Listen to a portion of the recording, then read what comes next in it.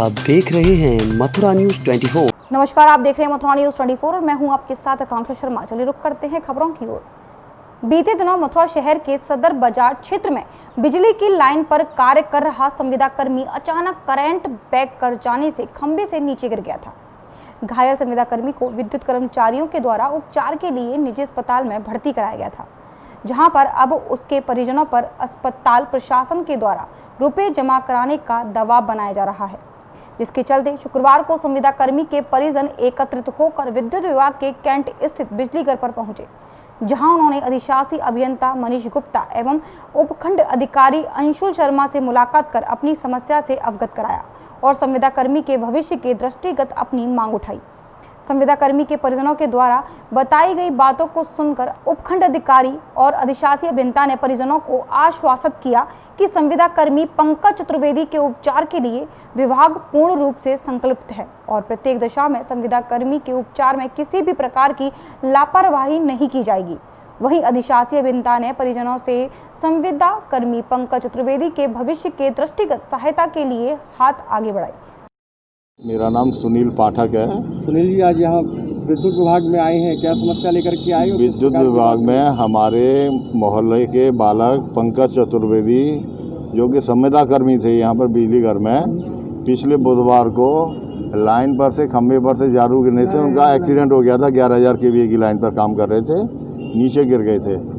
उनको काफ़ी गंभीर चोटें आई हैं, पैरों में एक्सीडेंट भी हुआ। अभी भी हॉस्पिटल में, नियति हॉस्पिटल में इलाज चल रहा है उनका। उनके इलाज के खर्चा वहन करने के लिए कुछ समस्याएं आ रही थी, क्यों अस्पताल प्रबंधन उन पर दबाव डाल रहा था, खर्चा दो, बिल पैसे जमा कराओ, जबकि परिवार की स्थिति नहीं है कुछ भी, क्योंकि संविदा कर्मी था पैसा जमा करने के लिए।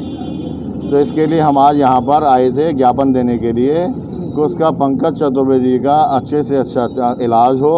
सारे खर्चा का, जो भी इलाज का खर्चा है उसको विद्युत विभाग वहन करे और पंकज चतुर्वेदी को इलाज होने के बाद में उसके जीवन यापन की व्यवस्था करे। हमने 3 मांगें रखी थी कि जिस भी व्यक्ति ने अस्पताल में, नियति हॉस्पिटल में एडमिट कराया है पंकज चतुर्वेदी को, उसके ऊपर दबाव न डाला जाए पैसा जमा करने के लिए। उसके परिवार के सदस्य जो भी वहाँ जाएँ उनसे पैसा जमा करने के लिए, अस्पताल में जमा करने के लिए न कही जाए और उसका अच्छे से अच्छा इलाज हो, घर में वापस आए।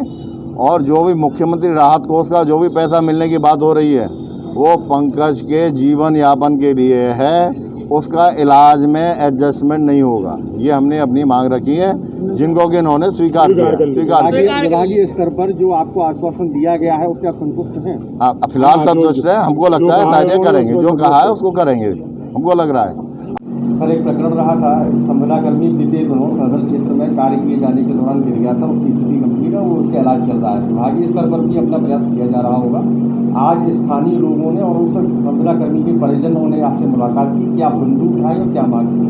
नहीं, उनका यही कहना था कि इसके इलाज में कोई लापरवाही ना हो और जितना हो सके इसकी मदद की जाए। पैसे की जो भी खर्चा हॉस्पिटल का हो वो ये पंकज जो है व्यय करने में असमर्थ है, तो हमने आश्वस्त किया है कि भाई हम पूरा प्रयास करेंगे कि इसको इस तरह कोई दिक्कत ना हो, है ना। और इन लोगों से भी सहयोग किया है जो इसके मोहल्ले पड़ोसी रिश्तेदार हैं कि हम तो प्रयास कर रहे हैं, आप लोग भी कुछ प्रयास करें, आप लोग भी कुछ इसकी स्थिति को देखते हुए, आर्थिक स्थिति देखते हुए कुछ आप भी मदद का भरोसा दें इसको।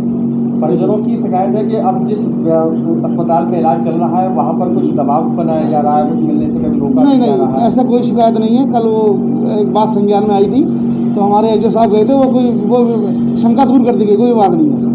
इलाज समुचित से चल रहा है, कोई दिक्कत नहीं। अलीगढ़ के पूर्व विधायक हाजी जमीर उल्लाह खान की एक बैठक के दौरान जुबान फिसल गई और उन्होंने यादव समाज को सीधे तौर पर गाली दे डाली, जिसका वीडियो सोशल मीडिया पर जमकर वायरल हो गया। गाली वाले इस वीडियो के बाद हाजी जमीर उल्लाह के विरुद्ध यादव समाज में आक्रोश पनप उठा है, जिसके बाद पूर्व विधायक के विरुद्ध कार्रवाई की मांग उठ रही है। इस मामले में वकीलों की यादव लॉबी ने एक बैठक कर कोर्ट में वाद दायर कर नोटिस देने का भी फैसला लिया है। आपको बता रहे हैं, वायरल वीडियो में मौजूद व्यक्ति समाजवादी पार्टी से ही पूर्व में कद्दावर विधायक रहे हैं। वहीं आपको बता दें, समाजवादी पार्टी से पूर्व में भारी बहुमत से जीतकर कोल विधानसभा के विधायक रहे हाजी जमीर उल्लाह खान अपनी फिसलने वाली जुबान के कारण ही पार्टी से निकाले गए थे। जो बात कही है यादवों के बारे में, वो बिल्कुल ठीक नहीं है। जमीरुल्लाह जी की जो पहचान है वो यादवों की वजह से है, यादवों की पार्टी की वजह से है। नहीं करनी चाहिए, उन्हें शोभा नहीं देता। वो एक प्रतिष्ठित व्यक्ति है और सारी पहचान उनकी समाजवादी पार्टी की वजह से है। अगर वो इस तरह की बातें करेंगे तो जनता में बहुत रोष होगा और है, और आगे भी फिर इसका जवाब दिया जाएगा।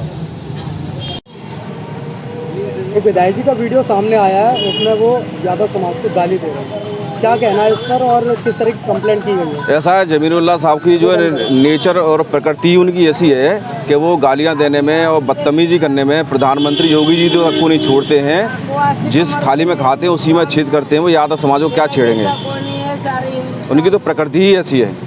भरतपुर जिले के नवनियुक्त जिला पुलिस अधीक्षक डॉक्टर अमनदीप सिंह कपूर ने नदबई उपखंड के थाना नदबई व लखनपुर पहुंचकर दोनों थानों का औचक निरीक्षण किया। सबसे पहले दोनों थानों पर जिला पुलिस अधीक्षक को गार्ड ऑफ ऑनर दिया गया।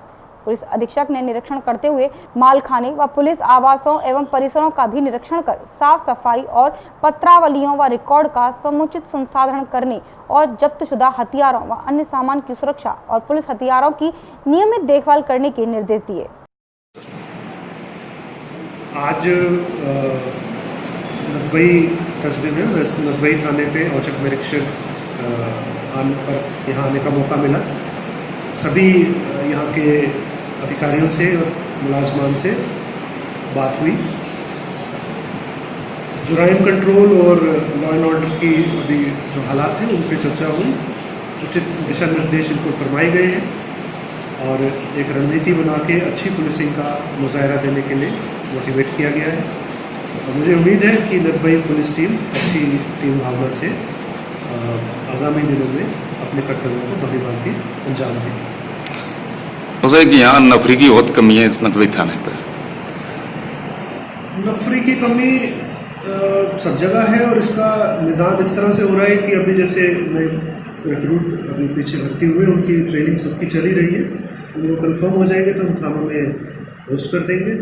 इनके अलावा लॉ एंड ऑर्डर के लिए हमने जो RSC की कंपनियाँ जरूरत होती है या QRT और स्पेशल ऑपरेशंस में जरूरत होती है तो वो मुख्यालय से भी प्रदान करते हैं और ये हमारे नज़र में रहती है। ऐसी कोई कमी पेशी आने नहीं देते जनरली, पर हाँ जो सिस्टमिक है उसके लिए सिस्टमिक निदान हो रहा है कि और रिक्रूटमेंट होकर ट्रेन होकर कांस्टेबल्स आएंगे। सहारनपुर कोतवाली बेहट के ग्राम साढ़ौली कदीम एवं हथौली में हुए जलभराव ने नदी नालों की सफाई व्यवस्था की पोल खोल कर रख दी है। इतना ही नहीं, दुकानों में जल भराव के कारण लाखों रुपए का नुकसान हुआ है। वहीं लोगों के घरों में करीब 3-3 फीट पानी जमा है। राहगीरों को 3-3 फीट पानी से होकर गुजरना पड़ रहा है। मेन रोड पर जल भराव होने के कारण कई वाहन भी जाम हो गए। जी, आपका नाम? मेरा नाम रमेश चंद है, ग्राम हथौली कदीम और ग्राम हथौली तहसील बेहट के रहने वाले हैं। यहाँ पर रात जो बारिश हुई उसमें इतना पानी घुसा है घरों में कि काफ़ी भारी नुकसान हुआ है। ताकि जो है हमारे यहाँ के नागरिक जो नाले हैं वो बंद हैं, इस वजह से जो है पानी जो है उसका सही नहीं हो पाएगा निकलने में। आपका नाम? मेरा नाम कुशल पाल है, मैं एक गाँव सड़ौली कदीम में रहने वाला हूँ। क्या समस्या है? समस्या ये है कि हमारे रात बरसात हुई, यहाँ 3-3, 4-4 फुट सड़क पर पानी है। आने जाने वालों को बड़ी तंगी है, कई लोग डूब भी चुके हैं और यहाँ दुकानों में 3-3 फुट पानी अंदर भरा हुआ। लोगों को बहुत ज़्यादा नुकसान है और इसकी वजह यह है कि हमारे यहाँ नाले बिल्कुल ब्लॉक हैं, उनमें पानी जाने का रास्ता नहीं है। सब ब्लॉक पर रखे अतिक्रमण रखा लोगों ने, इसलिए हमने खुलवाया जाए और लोगों को मुआवजा दिया जाए। राष्ट्रीय लोकदल द्वारा आज एक ज्ञापन राज्यपाल महोदय के नाम अलीगढ़ सिटी मजिस्ट्रेट को सौंपा गया। इसमें उनकी मांग है कि जब तक स्कूल कॉलेजों में शिक्षण कार्य न हो तब तक अभिभावकों से फीस ना ली जाए। 20 लाख करोड़ के भारत सरकार द्वारा राहत पैकेज में से वित्त विहीन कॉलेजों के अध्यापकों को वेतनमान दिया जाए। इसी के साथ छात्रों का परीक्षा शुल्क कम किया जाए तथा वहीं चालन शुल्क जमा करने की भी तिथि बढ़ाई जाए। वहीं लॉकडाउन के दौरान किसानों के बिजली के बिल भी माफ किए जाएं। किसानों के बिजली के बिल में सब्सिडी दी जाए। गन्ना किसानों का अतिशीघ्र भुगतान किया जाए। किसानों को डीजल पर सब्सिडी दी जाए। वहीं बाजरा के लिए सरकार द्वारा क्रय केंद्र खोले जाएं। किसानों के खेतों की सिंचाई हेतु नहर बंबों की सफाई कराई जाए। इन्हीं सब मांगों को लेकर राष्ट्रीय लोक दल द्वारा 9 सूत्रीय ज्ञापन सौंपा गया। क्या नाम है आपका? मैं चौधरी भानु प्रताप सिंह एडवोकेट, राष्ट्रीय लोकदल जिलाध्यक्ष। किस प्रकार का ज्ञापन दिया है आज? ये ज्ञापन आज जो हमने दिया है ये इस बात के लिए है कि जब तक शिक्षण कार्य स्कूलों में नहीं होगा जब तक कोई फीस अभिभावकों से न ली जाए। सरकार से ये मांग है हमारी, स्कूल नहीं तो फीस नहीं। 20 लाख करोड़ रुपए का पैकेज, राहत पैकेज प्रधानमंत्री कोष भारत सरकार से जो आया है, उसमें से जो वित्त विहीन स्कूलों के जो अध्यापक हैं, क्योंकि जब स्कूल नहीं चलेंगे, बच्चे नहीं जाएंगे, फीस नहीं आएगी, तो उनके बच्चे कहाँ से पलेंगे।